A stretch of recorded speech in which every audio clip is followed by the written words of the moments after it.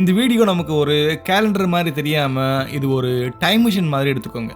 இந்த நிமிடத்துல பூமி சுத்துது, சந்திரனும் நகருது, சூரியன் தொடர்ந்து ஒளிய வெளிப்படுத்திக்கிட்டே இருக்கு. இந்த 3 இடைப்பட்ட இடைவெளியை மாறும்போது ஒவ்வொரு தருணமும் இந்தியாவில் தென் ஒட்டுமொத்த பூமியிலிருந்து நம்ம வானத்தை பார்க்கும்போது எக்கச்சக்கமான நிகழ்வுகள் நடக்குது. அது ஃபுல் மூனா இருக்கலாம், அல்லது ஒரு அமாவாசையா இருக்கலாம், இல்லை சில விண்கற்கள் பூமி மேலே விழுகிறத நம்ம பார்க்குற மாதிரியான நிகழ்வுகளாக இருக்கலாம். ஸோ எல்லாமே கண்டிப்பாக 2026 ரொம்ப அதிகமாக நடக்க போகுது. பட் அது எப்போ எந்த நேரத்தில் நம்ம பார்க்க முடியும் அப்படிங்கிறத ஒரு டைம் டேபிள் மாதிரி இப்போ நான் இந்த வீடியோவில் நான் சொல்ல போகிறேன். ஸோ மறக்காமல் இந்த வீடியோவை நீங்கள் சேவ் பண்ணிக்கோங்க. நான் உங்கள் லோகபால கார்த்திகேயன். இது சேனித் ஆஃப் சயின்ஸ்.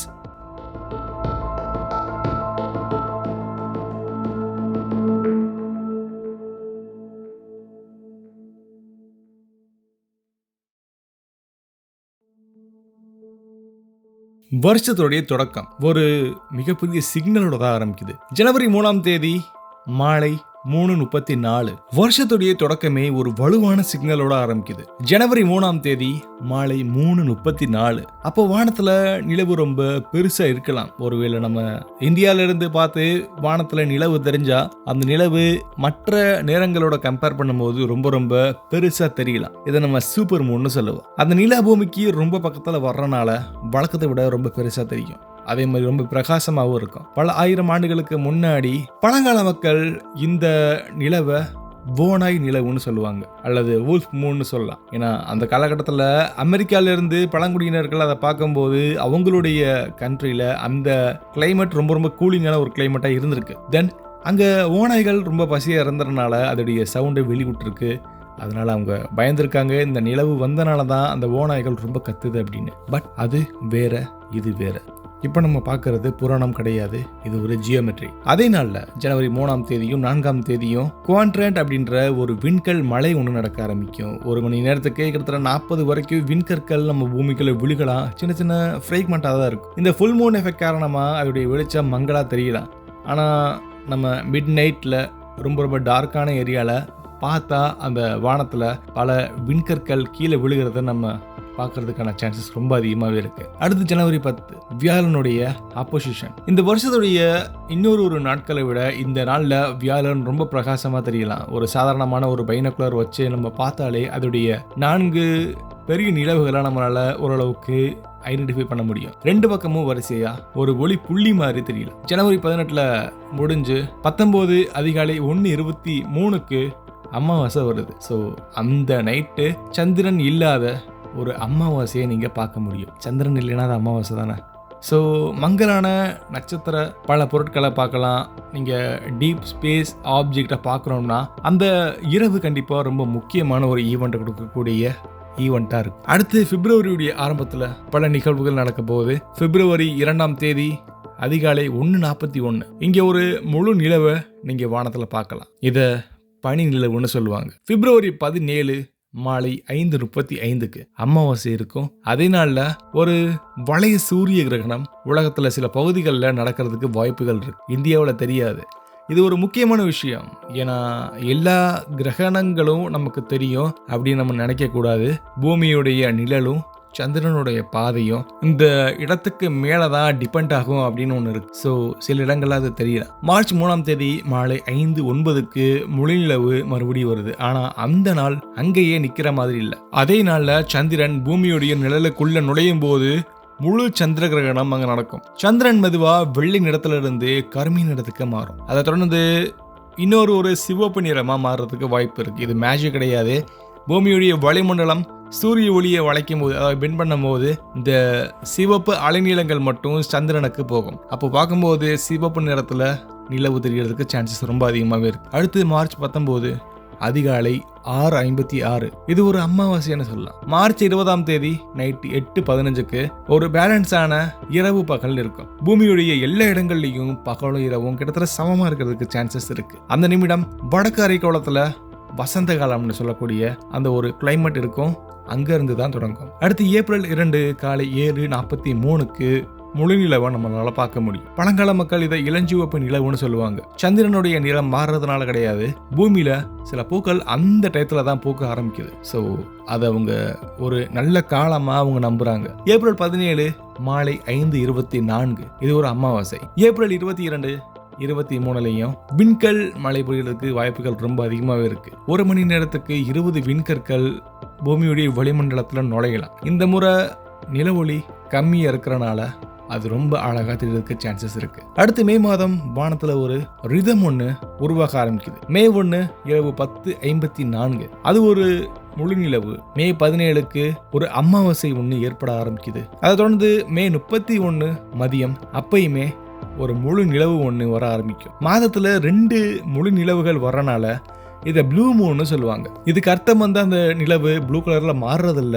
இந்த நிகழ்வு ரொம்ப ரொம்ப அரிதானது. ஏன்னா ஒரு மாதத்துல 2 முழு நிலவுகள், அதாவது பௌர்ணமி வர்றது ரொம்ப ரொம்ப ரேரான ஈவெண்ட். மே 6 மே 7 இன்னொரு முக்கியமான விண்கல் மழை பொழியறதுக்கு வாய்ப்புகள் இருக்கு. அந்த விண்கல் மழைக்கான காரணம் ஹாலி அப்படின்ற ஒரு வால் நட்சத்திரம் விட்டுட்டு போன சில தூசிகள் பூமியுடைய வளிமண்டலத்துக்குள்ள ஒரு விரல் நுழையும். அதுதான் நமக்கு விண்கல் மழை பொழிவு மாதிரியான காட்சியை ஏற்படுத்தலாம். அடுத்து ஜூன் 15 காலை 8:26 அது ஒரு அமாவாசை. ஜூன் 21 மதியம் 1:55 இது ரொம்ப முக்கியமான ஒரு கிளைமேட் சேஞ்சுன்னு நம்ம சொல்லுவோம். பூமியுடைய வடதுருவம் சூரியனை நோக்கி அதிகமா சாயும். இதை தொடர்ந்து பகல் நேரம் மெதுவாக குறைய ஆரம்பிக்கும். இதை நம்ம நோட் பண்ண வேண்டியது. ஜூன் 30 அதிகாலை 5:28 இது ஒரு முழு நிலவுக்கான இடம். இங்க தேதி மாறுறத நீங்க கவனிக்கணும். அதாவது யூடிசின்னு சொல்லக்கூடிய நேர அடிப்படைக்கும் இந்தியாவுடைய நேர அடிப்படைக்கும் சில மாறுபாடுகள் ஏற்படும். யூடிசியுடைய நேர அடிப்படைய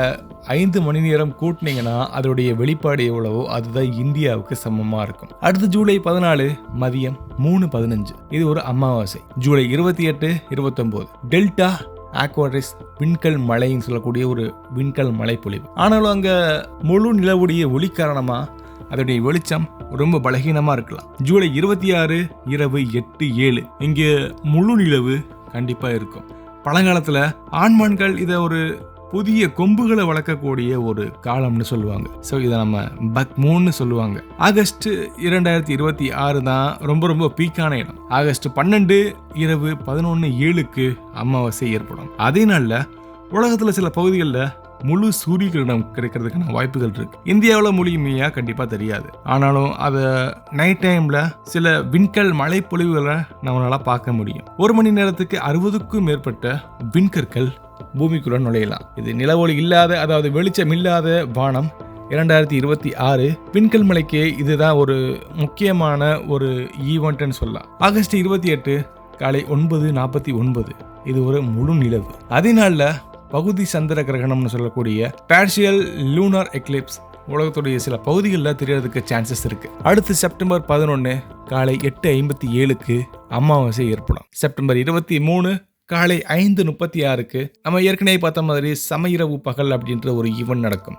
செப்டம்பர் 25 நெப்டியூன் நம்ம பூமிக்கு எதிர் திசையில இருக்கும். அதிக சக்தி வாய்ந்த நம்ம ரொம்ப பவர்ஃபுல்லான ஸ்பேஸ் டெலஸ்கோப்போ அல்லது டெலஸ்கோப் வச்சு நம்ம இதை பார்க்கணும்னு அவசியம் இல்லை. அது ஒரு சின்ன நீல நிற புள்ளி மாதிரி நமக்கு தெரியும். செப்டம்பர் 26 இரவு 10:20 மீண்டும் ஒரு முழு நிலவு. இதை ஹார்வெஸ்ட் மூன்னு சொல்லுவாங்க. அக்டோபர் 10 இரவு 9:20 அமாவாசை. அக்டோபர் 4 இந்த சேட்டனுடைய ஆப்போசிஷன் அப்ப நடக்கும். வளையங்கள் ரொம்ப தெளிவா தெரியும். அக்டோபர் 7 டிராகோனைட்ஸ் விண்கல் மலை. இதை நம்ம ஈவினிங் டயத்திலேயே பார்க்க முடியுங்கிறது தான் இதோடைய யூனிக்கான ஒண்ணு. அக்டோபர் 21 22 ஓரியோனிட்ஸ் அப்படின்ற ஒரு ஈவெண்ட் நடக்கும். அக்டோபர் 26 காலை 9:43 கண்டிப்பா முழு நிலவு ஏற்படும். அடுத்தது நவம்பர் மாதம். நவம்பர் 9 மதியம் 12:33 அமாவாசை ஆரம்பிக்கும். நவம்பர் 17 18 லியோனிட்டிஸ் அப்படின்ற ஒரு விண்கல் மழைப்பொழிவு ஆரம்பமாகும். 33 வருடங்களுக்கு ஒரு முறை வரக்கூடிய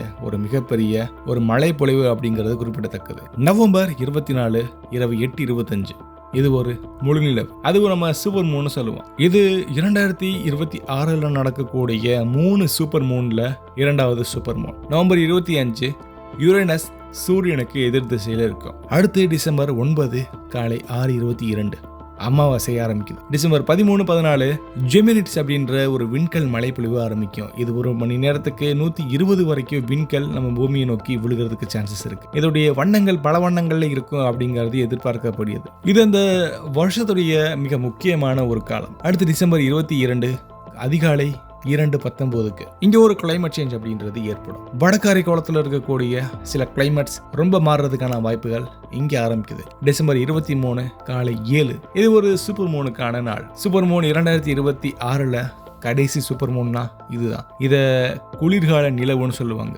2026 அப்படிங்கிறது தேதிகளுடைய பட்டியல் மட்டும் இல்ல, இது பூமி, சந்திரன், சூரியன் இந்த மூணுமே ஒன்னா சேர்ந்து நம்ம இந்தியாவில இருந்து வானத்தை பார்த்தா வானத்துல இந்த யூனிவர்ஸ் ஒரு புதுசா ஒரு கதை எழுத ஆரம்பிக்கும். அந்த கதை எழுதுறது ஜனவரி 4ல ஆரம்பிச்சு 3ல ஆரம்பிச்சு டிசம்பர் கடைசி வரைக்கும் அதோடைய கதைகள் தொடர்ந்து எழுதிக்கிட்டே இருக்கு. ஸோ இந்த அது கதையில் என்ன எழுத போகுது அப்படிங்கிற முக்கியமான ஒரு கோர் பாயிண்ட் இப்போ நீங்கள் தெரிஞ்சுப்பீங்க. இந்த வீடியோ கண்டிப்பாக உங்களுக்கு யூஸ்ஃபுல்லாக இருக்கும். இந்த ஒரு நாளைக்கு மட்டும் இல்லை, இந்த வருஷம் முழுக்க இந்த வீடியோவை நீங்கள் யூஸ் பண்ணிட்டீங்கன்னா என்னென்ன எப்பப்போ நடக்குதுன்றது உங்களால் ஓரளவுக்கு ஈஸியாக ப்ரெடிக்ட் பண்ண முடியும். நம்ம லொக்கேஷனில் நீங்கள் பார்க்க முடிஞ்சா குட், அல்லது பார்க்க முடியல அப்படின்னா அதுக்கான லைவ் டெலிகாஸ்ட் கண்டிப்பாக யூடியூப்பில் இருக்கும். அதை நீங்கள் பார்த்து தெரிஞ்சுக்கலாம். வேறு ஒரு இன்ட்ரெஸ்டிங்கான வீடியோவில் கண்டிப்பாக நம்ம சேர்ந்து பயணிக்கலாம். தொடர்ந்து பல விஷயங்கள் தெரிஞ்சுக்கணுன்னா மறக்காமல் சப்ஸ்கிரைப் பண்ணிட்டு பெல் ஐக்கானை கிளிக் பண்ணுங்கள். பாய்.